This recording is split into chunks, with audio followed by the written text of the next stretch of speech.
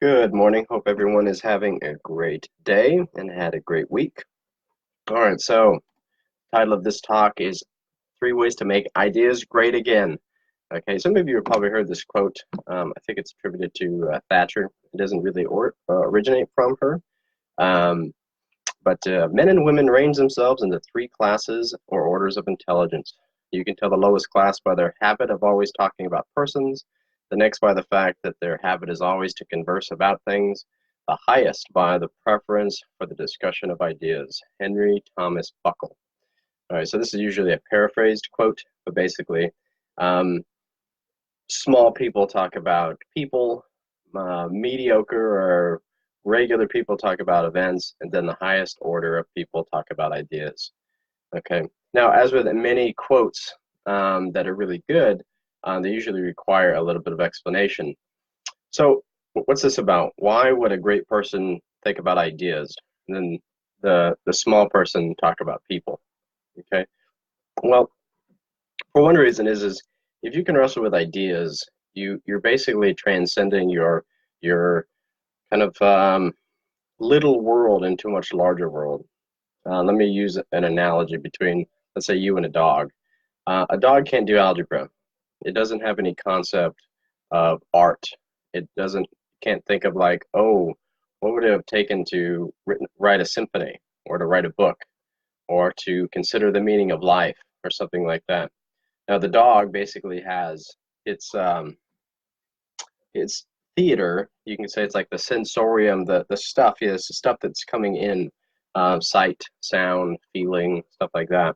But a human has access to other things, ideas, what causes what, cause and effect, purpose, the notion of love and justice and truth and goodness. Now, when you get to this higher level, the world is not just a bunch of sights and sounds with associations between one is associated with something else. So it's more than that. It becomes a tapestry or a symphony or something like that. But if you could wrestle with ideas, and not only that, if you can regularly wrestle with ideas, you can transcend your normal place. That's why I advocate for studying philosophy and to get a good education because it transforms you. You become a different person.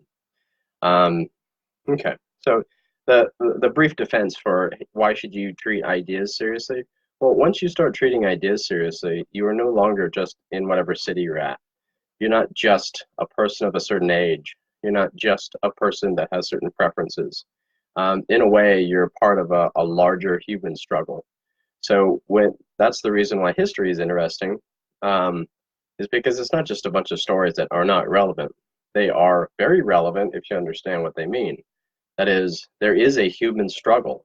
There are humans that have been struggling with the major issues of life for thousands of years. And that's what's so interesting about history and philosophy. We have been, as humans, wrestling with what it means to be a human being. What should we pursue? What should we avoid? What makes a good life? These things we've been wrestling with for a long time. Now, it's exciting if you look at the right context, but it's not exciting if you just think, oh, say you're in high school and the history teacher's like, I like history, so you should like history too. And that's a terrible argument. I mean, you might like history, that doesn't mean I will. But on the other hand, if you defended the relevance of history, which I didn't get when I was a young person, and that's probably one of the reasons why I got out of high school as soon as possible. And you, the human struggle is this large tapestry, and when you learn about somebody in the 17th century or the 10th century or the first century, you can actually learn about what you are as a human being, what human struggle is about. Okay, so when you can start thinking about things on the level of ideas, things change for you. Your world is completely different. You are going to be totally different. Okay, so anyways, that's my brief defense. But now to the steps. Okay, so um, step one, immerse, don't averse. So averse is just an older word versus to avoid, to get away from. But if anyone studied language, almost always you'll hear something like, immersion is the best way to learn language. Okay?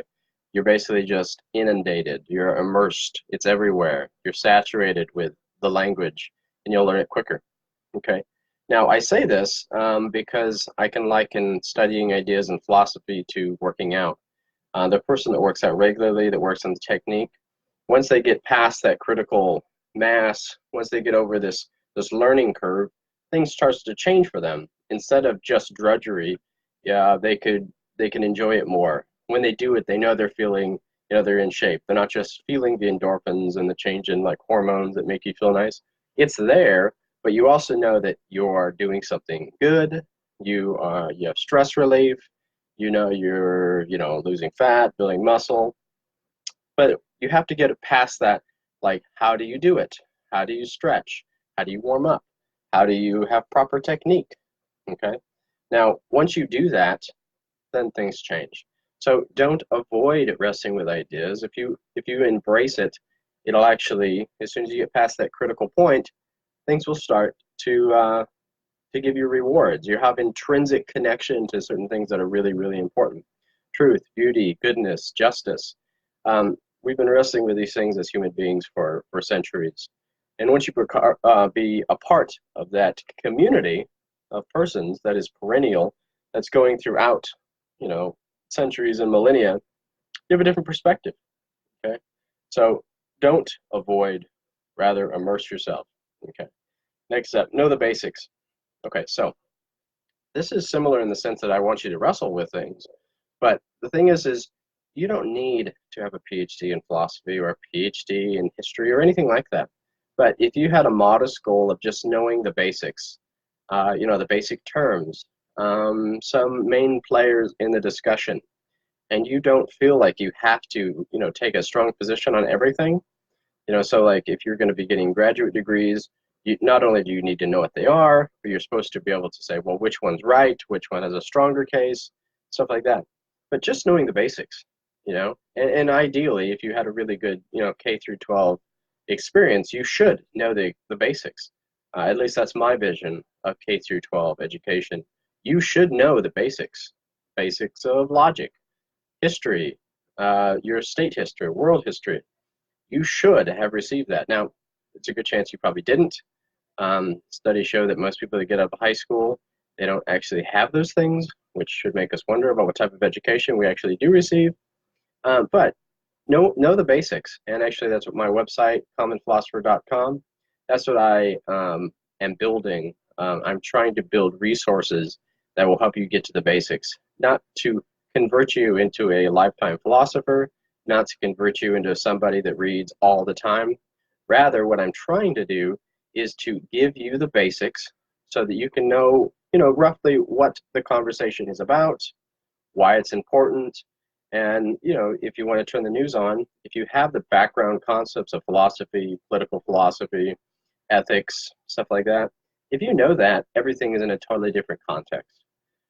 And also, if you know the basics, you're also going to have certain types of mental disciplines. The mental discipline to know when somebody's using a fallacious argument or some statement that's very loaded and it doesn't have any evidence to back it up, or maybe just like, hey, that's a red flag. He's making these emotional appeals, but what they're talking about is something that's very factual, and they haven't provided any evidence. But that's what the basics are. A basic education of logic and history and philosophy and ethics. If you know these things, you're not just hearing these things from this guy that you trust or don't trust. You're not saying, oh, my party says this or that party says that. You're looking at it from a totally different viewpoint. Okay? All right. So third one, change or expand your mindset. Okay, now this one might be the hardest to swallow if you don't like what I'm saying, but hear me out. Think of these two different types of thinking.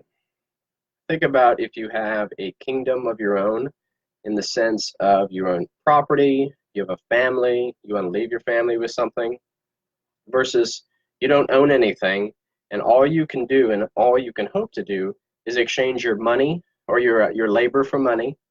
You can get your pension, but you basically have to ask permission to do everything in your whole life. The one that's on the bottom that doesn't own anything, that they don't have a legacy. It's a totally different way of thinking. Okay, here's another analogy. Thinking of a legacy rather than creature comforts. Now, you can have a cell. Okay, you could be in prison, and they could provide you, 3 nice meals a day, and you can upgrade this cell in your mind, so to speak. Make it a really nice cell. It's very large. It's a large house. Um, you know, but it's still a prison cell. Now, if you have a mindset of building a legacy for like generations to come, to build something that passes on, that will inspire another person and something that you could be proud of, that's a totally different mindset. Now, the reason why I bring this in, and it may sound strange because it's about ideas, but this is an example of how if you have a different mindset, you will live a different type of life. You're going to try to do things different. Okay. Now, I would argue that once you start thinking about ideas in the critical sense, where you're not just talking, you're not just comparing you to your cousin or you to your neighbor, or industry standards about, oh, I'm in education and, this is where I'm at now, or where I'm going to go here, and then I'm going to retire. But if you think of yourself in a very large sense, like some facts, and this is ancient philosophy. Some would say, I think it was Cicero who said that being a philosopher is preparing for death. And that's not a morbid, it's not morbid in the sense that it's just a fact. We are all going to die, okay? Now, if we wrestle with the concept of death, what's the purpose of life, then when we actually start wrestling with this, we're going to start saying, hey, what have other people done? What have other people accomplished? What did they put their energies into? It's a total different way of thinking, okay? So go back to one, immerse, don't averse. Know the basics, okay? And then last would be change your mindset. And changing your mindset is really just a call to say, hey, think of life in the big sense. Do that regularly. Fix it in your mind. You are guaranteed nothing. You might die today, tomorrow, or in 100 years, okay? Now, these are things that everybody's been wrestling with for centuries, millennia, okay? But if we can wrestle with the deepest, most perennial stuff, then we could be sure that we are not just being trapped by our own little situation. Animals, as far as we know, they're not wrestling with the purpose of life or the fact that they will die and whether or not they're going to leave a legacy for their family. But you can. But a lot of people won't. A lot of people don't even think in those terms. A lot of people don't think of their legacy. In Scripture, there's an interesting passage that says that a wise man builds for his children's children. Are you building a life so that you can pass on to your grandchildren? Okay. I want to, and that's certainly more exciting than just say, hey, I want to make some money, I want to travel a little bit, and I get old, and then I die. One of them definitely is a lot more exciting. Okay, so these are some three steps. Here are some upshots just to kind of reinforce the point of wrestling with ideas. Ideas can transcend division, okay? Now, people have been talking about racism and all of these different isms and stuff like that, but we actually have solutions to these things, and it's not in some new policy. So if there's a racist law, yeah, obviously have to fix it, but by and large, most of the stuff in our country is actually getting dramatically better. And I'm looking at it from an historical standpoint. Racism's not there anymore. There's all kinds of policies out there to help fix the mistakes of the past. Okay, but the real root causes in our minds and hearts. Okay, and focusing on the ideas that we've been working on for centuries helps to put things in much better context. Okay, so ideas can transcend division. Okay, when you no longer are in just a city, when you're no longer just a person at a specific time, okay, but you're wrestling with the perennial ideas that humanity has been wrestling with for centuries, things are different. You become a different type of person, okay? So differences can be unified, divisions can be transcended. Where there was superficial differences, you can go deeper and find commonality. Okay, so if you have a strong notion of what a human is, human as in what does it mean to be a human, if you have a shared humanity, this whole discussion of race, it just seems almost silly. I mean, who cares? I mean, for instance, the the Christians regard humans as image bearers of God. Okay, now as a Christian, when I think of a human being as reflecting some aspect or aspects of the creator and sustainer of the entire universe, the idea that racism is even like a serious issue, not that some people are completely idiotic and stupid, some people are idiotic racists, that's true.